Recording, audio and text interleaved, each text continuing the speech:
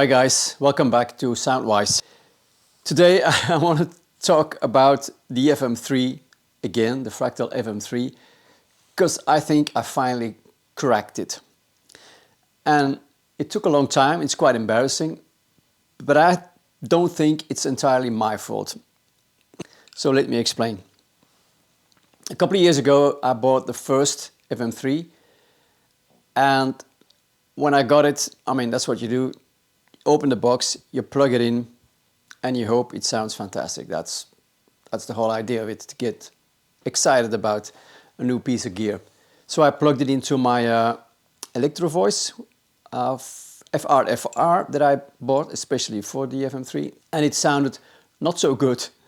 I was quite disappointed, and of course I started tweaking stuff in the FM3, and it didn't really help. Couldn't really get it to sound right. So I thought, oh, it's probably the speaker. So I got the Laney LFR12, I think it's called, yeah. That was much better. It sounded really good. I did a few live gigs with that and was quite disappointed in the on-stage sound that I had. And I wasn't quite sure if it was the speaker, if it was the FM3. I couldn't get it to sound right. And I made a video about a live performance that we recorded. And so I could listen back to what the front of house had recorded. And it sounded okay. But on stage, it was not very inspiring. So I sold the FM3. I went and bought a Quad Cortex. Sounded, to my ears, more or less the same. But I couldn't deal with the buttons being so close together, so I sold the Quad Cortex as well, got a new FM3, and I thought I should be able to make some decent sounds with that thing, because everybody else seems to be doing fine with it. And I thought maybe I should change the way I use the unit. So I decided to use it with a power amp and a guitar speaker cabinet on stage.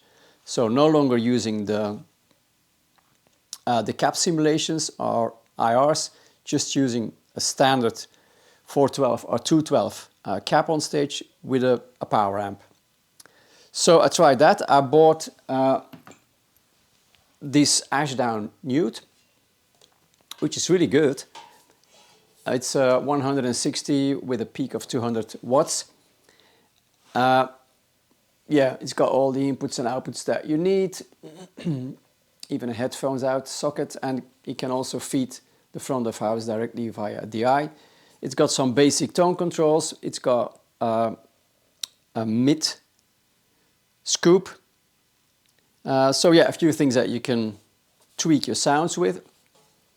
The only thing with it is that there's a fan in it, and it's quite noisy, and the fan is always on. So you have to be aware that there's always this fan noise going on. It's okay when you play live because you don't notice it, but when you're studying, it can get quite annoying after a while. And I use that with my Zilla 212 cap live. And I've noticed, and that is totally my fault, I had to read the manual of the FM3, so I did this time. And I noticed that you have to split the outputs. So output 1 on the FM3 goes to the front of house. That's an XLR output, and that uses all the cap sims or the IRs, whatever you use. For the feed that I give to the amp and to the speaker cabinet, I have to use a signal that is not including the IRs or the cap sims. So I split my signal just before the cap on the FM3, and that output, I route that to output 2, and that one goes to the Newt and the speaker cabinet. So for the front of house, I give them everything, from the guitar to the speaker and the microphone and everything else, via DI to the front of house, and they don't have to do anything, they just have to put that in the mix, done. On stage, I take my feed just before the cap sim and run that through the power amp and the guitar speaker, and I got sort of feeling of an amp in the room, as they say. And that sounded really good. The moment I made that split was a massive difference, because on the previous FM3 I had, I didn't figure that out, and I just doubled output 1 to output 2, so that was the same output, fed that into the FR or the Laney LFR, or even the return of a tube power amp. But then in the last option you have 2 cap simulations, so that didn't really work, and that's why it sounded so bad. So this new setup sounds fine for me on stage or here in the room. Makes a massive difference. I forgot that with the first FM3, so I have to apologize to Fractal, because that was my bad. I didn't read the manual and I just used output 1, then copied to output 2 to feed the FR or the Laney LFR or whatever it was, and that didn't really sound good. I thought that was my fault. But then, and this is really peculiar, so the sound here in this room, when I'm creating my sounds, or when we are rehearsing and I use the same setup, that means the Newt and the 212 in the rehearsal room, sounds really, really good. So then I thought, okay, I need to make a choice for the speaker cabinet to feed to the front of house. We have a gig in 2 days. So I thought, okay, let's listen to what the front of house will be getting from me.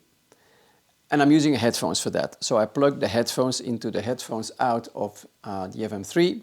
I disconnect output 2, so there's no sound in this room.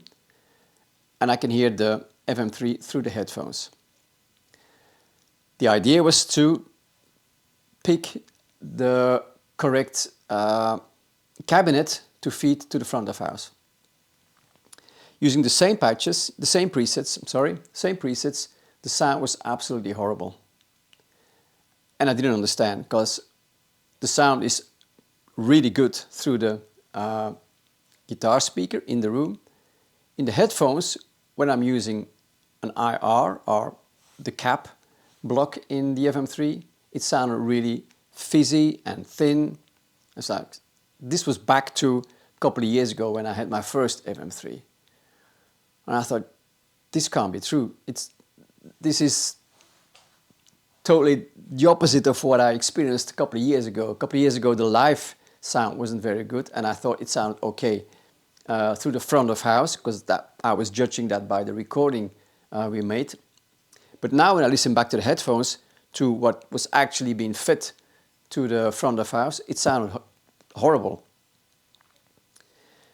And couldn't figure it out, and I was looking through everything I could find, and eventually, and I think more by accident than by me being clever, I noticed that there's a global setting in the FM3 where you can deactivate the cap sims, and that was deactivated. So in the global settings, and I will put a picture on screen, there's a setting where you can choose for the cap block to be active or not active, and it was set to be not active. So this means that all the time through output 1, whatever I did in the signal chain, the cap block was not included. Now, good thing we didn't do the gig before I figured that out, because now I think that last time, a couple of years ago, when we were using I was using the FM3 and I was using output 1, probably the cap block was deactivated as well, but the guys at the front of house, they sort of tweaked the EQ a bit to make the sound more decent. They didn't tell me that, because I just received the recording and I listened back in the studio here. So I think they fixed the thin sound that I had. Now, when I activate the cap block, all of a sudden the sound opens up and it sounds phenomenal. This is what the FM3 was supposed to sound like when you use the unit. I never experienced that until yesterday. That's when I figured out that that global setting for the cab block was set to off. Jesus. Why would you ship a unit that is supposed to offer you modeling from your guitar channel to the output of the microphone that you put in front of a cabinet? Why would you ship it with that option off? I don't understand. Because I'm not an idiot, and I couldn't figure it out the first time just by using the unit. It wasn't on the FM3 editor on my computer. It wasn't noticeable. There's nothing. The cab block is active. It looks like it's active. It's not bypassed. It's not deactivated. It looks like it's active. But in the unit itself, it's deactivated. So, yeah, embarrassing. And I find it quite embarrassing that it took me so long to figure that out. It should be in the manual on page 1. Like, listen guys, we've deactivated this in the factory for one reason or another. I don't know why. But if you want to use the cab lock, you have to activate it. Otherwise, you will have a crap sound, and that's what I had. So now I'm really happy.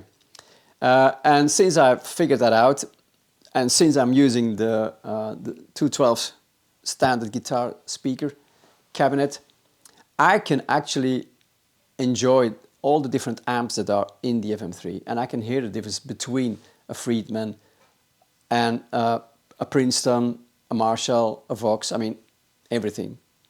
My favorite now is a Dumble, and I've never heard a Dumble in real life, and I probably never will, but I can sort of